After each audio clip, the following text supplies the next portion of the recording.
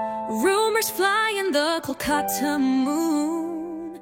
Junior Moreno might wear green and maroon, but Jackson's deal's looking out of sight. Management's trying with all their might. Oh, Mohun Bagan's searching far, from South America to a Spanish star. The fans are waiting, the tension's high. Who's the next foreigner to light up the sky? Irvine's link is fading fast, but the bosses won't give up the past. One last call, one final try, or will they wave the white goodbye? Scouts are working, phones are hot, Spanish flair or a Copa shot.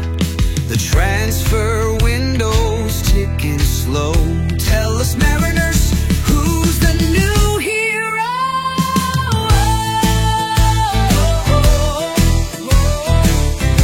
Hello guys, welcome to the new episode of Arian Script. Arian Scripter এই এপিসোডে সবাইকে স্বাগত। এই এপিসোডটায় আমি যেটা আলোচনা করব একটু মন দিয়ে শুনুন। দেখুন, মোহনবাগানের ফরেনার রিক্রুটমেন্ট শেষ 3-4 বছর যে পর্যায়ে চলছে, মোটামুটি একটা শিল্পের পর্যায়ে চলে গেছে।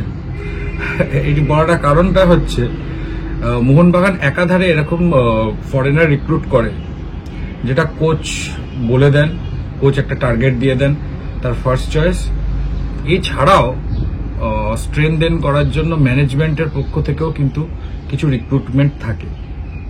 যেমন ধরুন, আপনি বলবেন যে আচ্ছা, কোচ তো এক ধরনের জিনিস বললো, তাছাড়া এক্সট্রা আপনি যেমন একটা দুটো নাম নিন যে যেটা কোচ যেরকম বলেছে তার বাইরে গিয়ে ভালো রিক্রুট করেছে।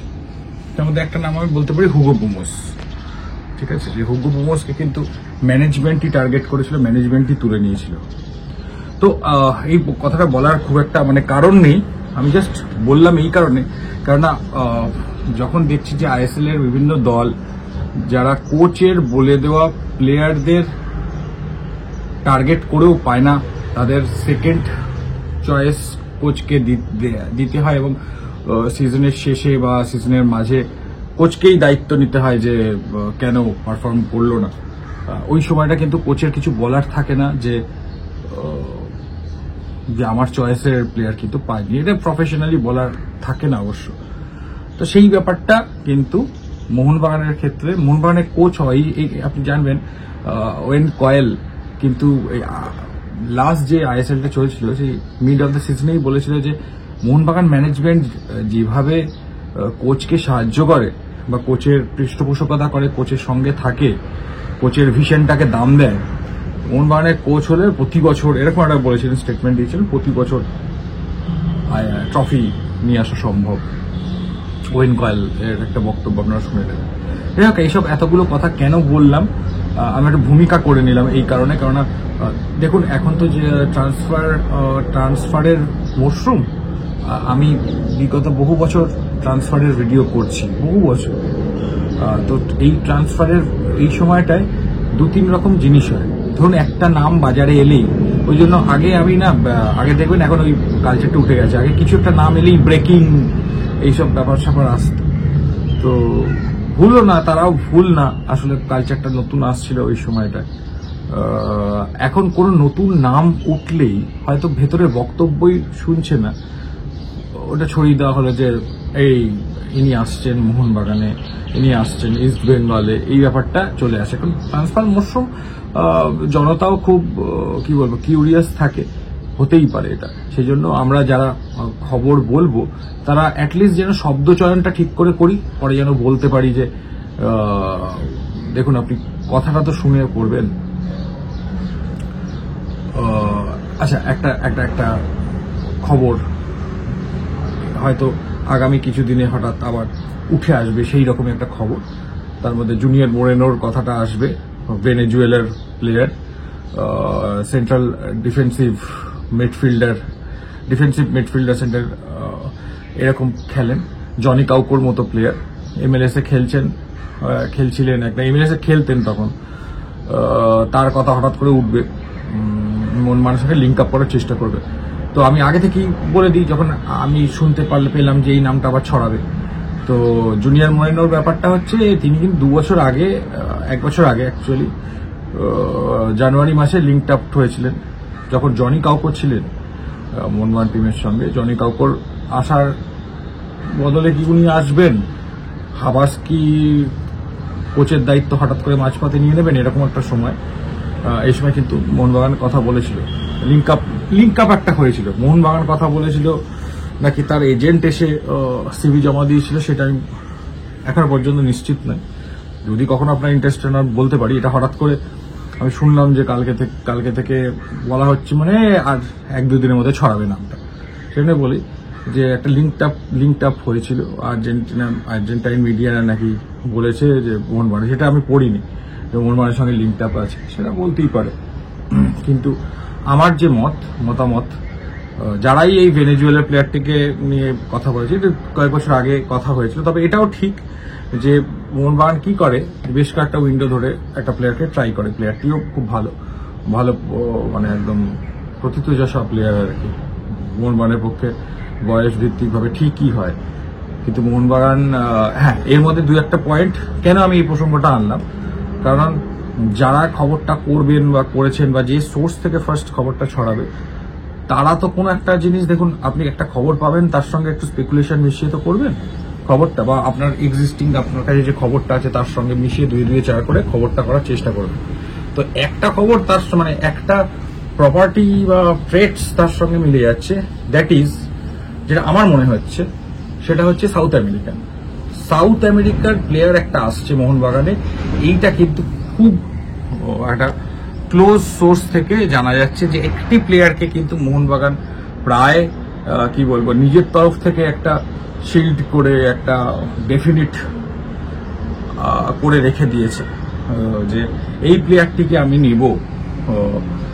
সে কিন্তু সাউথ আমেরিকান বলে একটা সোর্সের মাধ্যমে শোনা যাচ্ছে মোহনবাগানের, যে একটা সাউথ আমেরিকান প্লেয়ার হয়তো আসলেও আসতে পারে। আপনারা বিভিন্ন মাধ্যমে শুনেছেন নিশ্চয়ই, এটা অবশ্যই ভাবে আপনারা।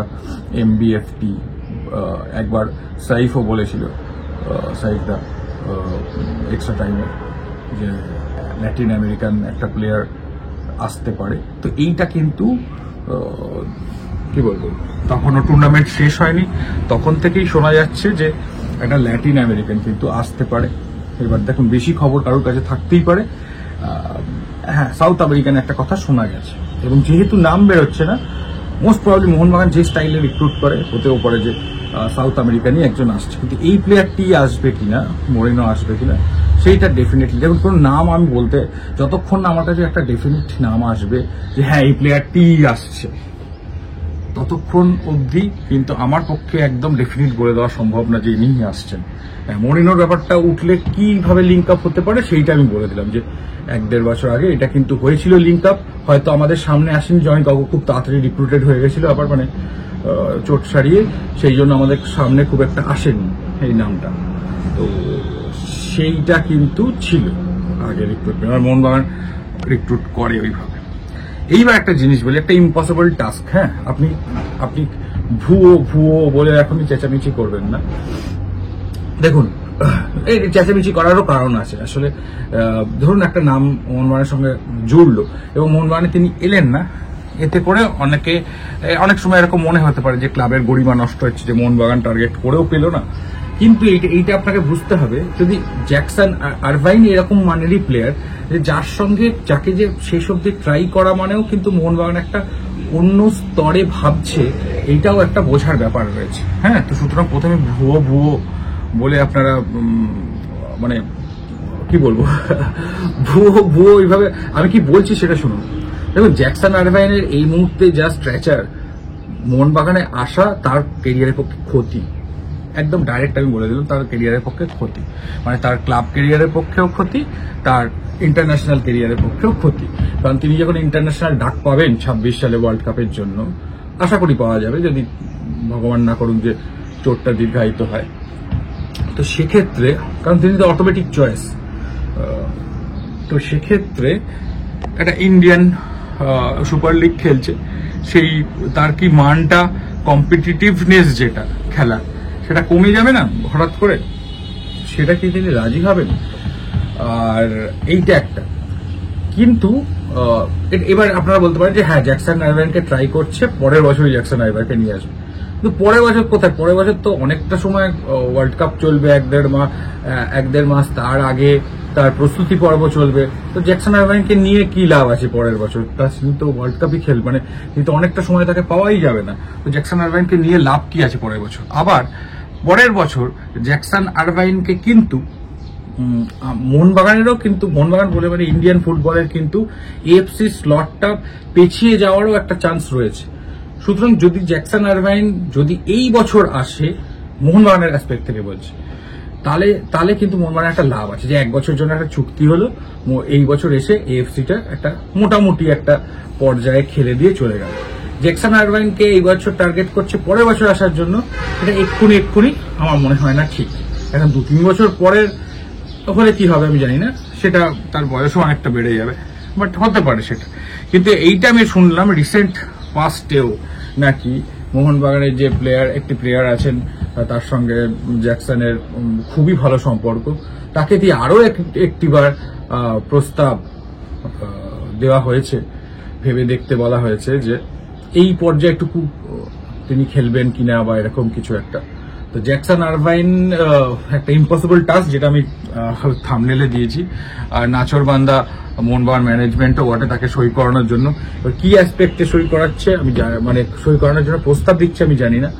তবে দেখুন জ্যাকসন আইভার মোহনবাগানে এই বছর খেলবে এইটা কিন্তু আমি এই ভিডিও থেকে বলছি না, এটা মনে রাখবেন। কিন্তু আমি মোহনবাগান যে এই যে চেষ্টা করছে জ্যাকসন আইভারের মতো প্লেয়ারকে নিয়ে আসার জন্য, এইটাই আমি বলছি যে এটা একটা খুবই এটা ইন্টারেস্টিং, যেখানে ভারতীয় ফুটবল এত মানে এত কি বলবো ডুবে যাচ্ছে, সেখানে মোহনবাগান আরো স্বপ্ন দেখছে, তার সমর্থকদের স্বপ্ন দেখাচ্ছে, এরকম প্লেয়ারদের টার্গেট করছে। সেইটা আমার কাছে খুব ইন্টারেস্টিং লেগেছিল, সেইটা আমি এই ভিডিওতে আপনাদের কাছে শেয়ার করলাম। আর আরো একটি জিনিস আপনাদের বলি, সেটা হচ্ছে যদি আমাকে জিজ্ঞেস করেন, আমি এখনো দুটো সোর্স থেকে দুটো খবর পেয়েছি। একটা স্প্যানিশ একজন, হ্যাঁ, যদি অনেক দিন ধরে ফরেনার স্ট্রাইকারের রিউমার চলতে থাকে তখন আমি সেই নামটি বলবো, সেটার কিন্তু আমার কাছে নামই আছে। একটি স্প্যানিশ পজিশন একদম সেম, ঠিক আছে, পজিশন গ্রেগ স্টুয়ার্টের জায়গায় একটা খবর আসছে স্প্যানিশ, আর একটা যেরকম বললাম যে খুবই আমি যাদের ডিপেন্ড মানে আমি যাদের বিলিভ করি সেই সোর্স থেকে এরকম খবর আসছে। এবং আমার কিছু পছন্দের ইউটিউব সোর্স থেকে, আমার সোর্স কিন্তু কোনো ইউটিউব নয়, হ্যাঁ, মানে আমি যেটা বললাম পছন্দের সোর্স সেটা কিন্তু কোথাকার বলবো না, বাট সেই সোর্সটা কিন্তু অরিজিনাল প্রাইমারি সোর্স, হ্যাঁ, সেটা কোনো মিডিয়া থেকে শুনে আমি বলছি না, প্রাইমারি সোর্স। তিনিও বলছেন যে সাউথ আমেরিকান প্লেয়ার একটা মোহনবাগানে একদম সিল করে রেখে দিয়েছে, জাস্ট পেন অ্যান্ড পেপার হবে কিছুদিন পরে, একটা নির্দিষ্ট টাইম আছে হয়তো মে মাস বা কিছু, পেন অ্যান্ড পেপার হবে আর তারপরে মোহনবাগান হয়তো বলে দেবে। সেইটা একটা সোর্স, এবং সেই নিউজটাই কিন্তু আমার মানে আমি যেটা বললাম যে এমবিএফটি ও সেটা বিশ্বাস করে বলে মনে হচ্ছে, কারণ ওরা অনেকবার এরকম হিন্ট দিয়েছে এবং দে আর ভেরি কনফিডেন্ট। আর কি বলে এক্সট্রা টাইমও কিন্তু একবার বলেছে, সুতরাং ক্রেডিট নেওয়া যাবে না। আমি সোর্স থেকে শুনলেও আমি তো কখনো বলিনি এখনো পর্যন্ত, যে আমার কাছে এখনো দুটো সোর্স থেকে এসেছে, সেটা বলে দিলাম, একজন স্প্যানিশ আর একজন এই, সেটা কিন্তু আমি বারবার বলছি কালটাকে জায়গাটায় চলে যেও না। আমি আগের দিন দুদিন আগে যে ভিডিওটা করেছি আমিও সেই স্ট্যান্ডে এখনো ঠিক আছি, হয়তো তারপরে আলোচনা হচ্ছে, বাট স্ট্যান্ড আমার একই। চলুন এই ভিডিওটা এখানেই শেষ করছি। নমস্কার। ভালো লাগলে লাইক কমেন্ট শেয়ার করতেও পারেন, নাও করতে পারেন, ভালো লাগলেই করবেন, না হলে